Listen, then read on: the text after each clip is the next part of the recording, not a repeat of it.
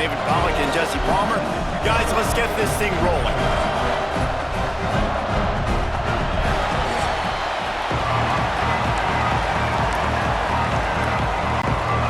Georgia Southern will kick it off to get things started.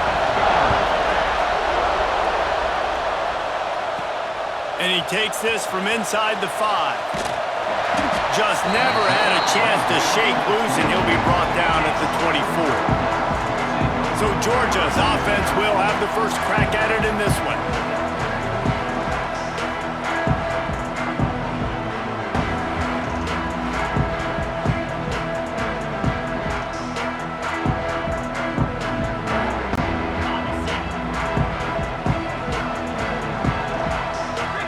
Send the tight end in motion.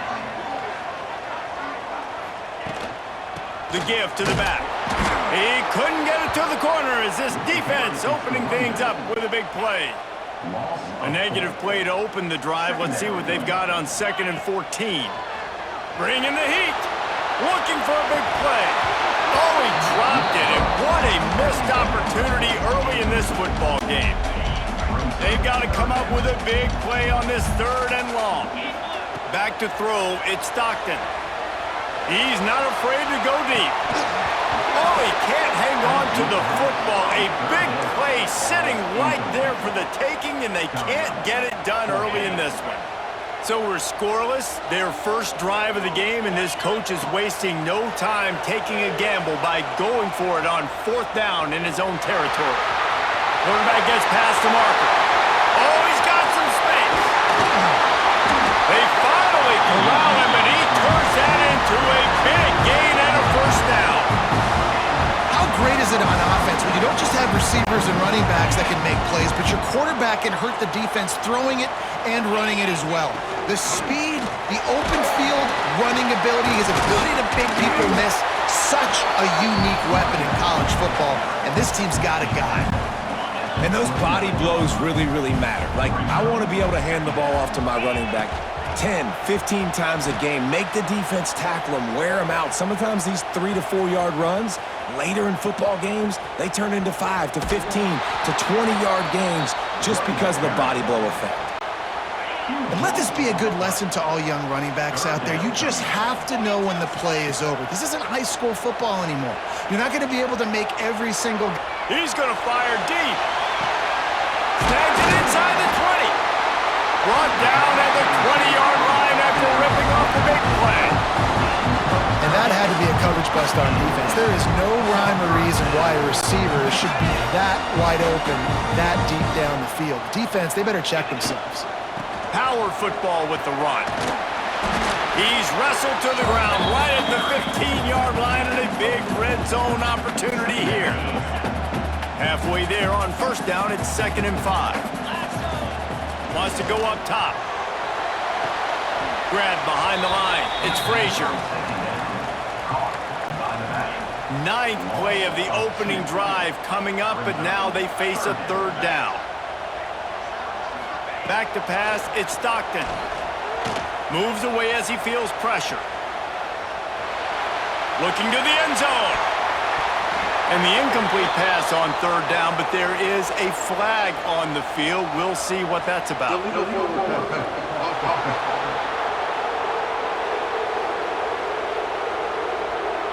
They'll decline the penalty here and let the result of that play stand. And now on 4th down, they'll try a field goal. Not a chance. Missed it. And the score will stay right where it is after that miss. So Georgia Southern's offense taking the field. First chance we have to see them today.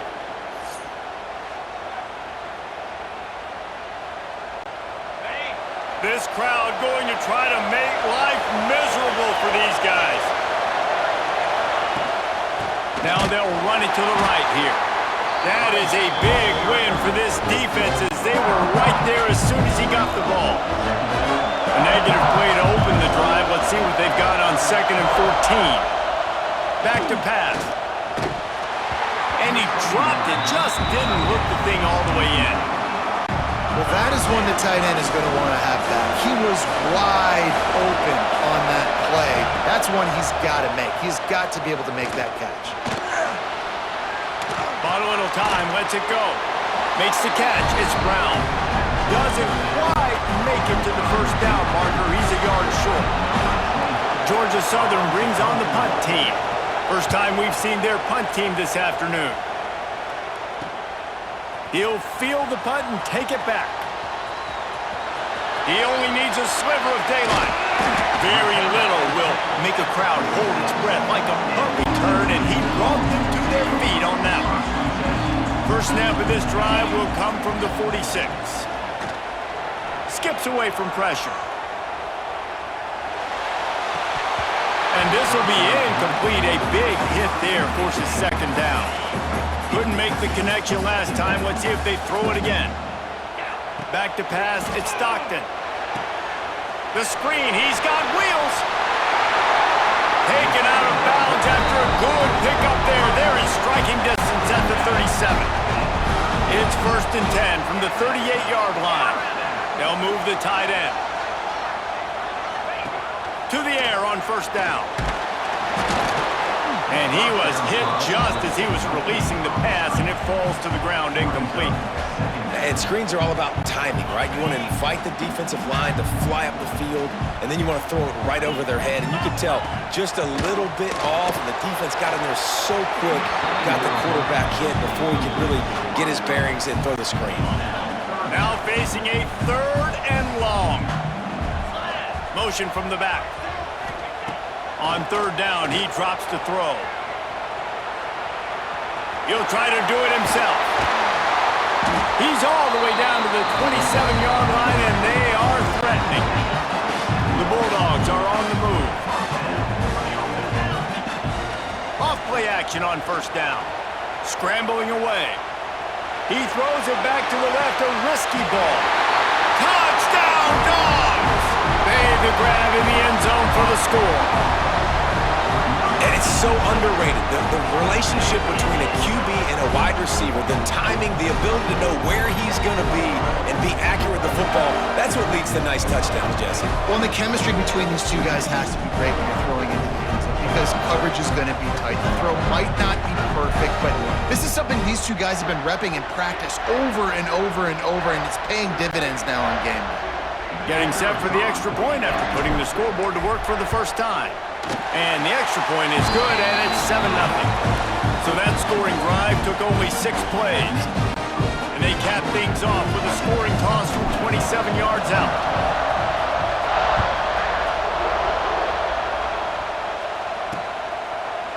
And it'll be a touchback. The ball will come out to the 25-yard line. They'll put this one in play. First snap of the drive from the 25. From the shotgun, the handoff to the back. Finds that crease, and he's got 4 out to the 29. Solid pickup of 4 on first down and 2nd and 6. The give to the back. He's brought down, but there's a flag on the field. Let's see which way that's going to go. Offside, defense. And you got to focus. First thing you're looking at as a defensive line, first thing you understand is the ball starts with a snap count. I have to line up, see the ball. When the ball moves, I move. I know it's simple, but you still see guys jumping off sides all the time. And he never had a chance. Just stopped cold as soon as he got it. This dog crowd is off the leash, and they are coming after them, bringing noise on 3rd down. Grabbed over the middle. It's Helms. And he's to the 48-yard line. That'll be good enough for a first down. Looks as if we have an injury on that last play, and we'll take a break to check him out.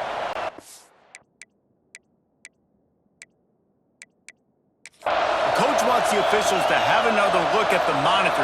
Using a timeout here, thinks the call is going to end up going his way.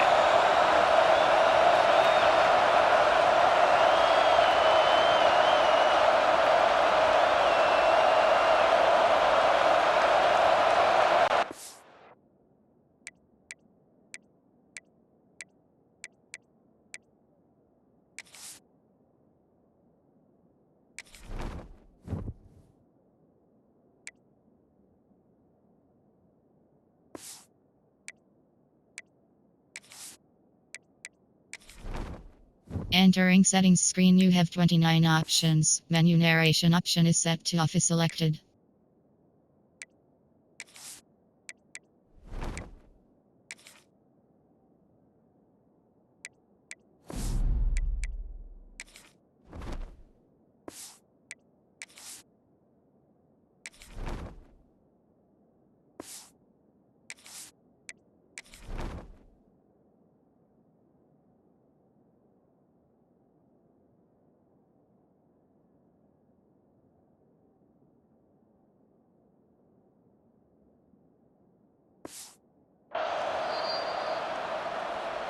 The coach still thinks he was right.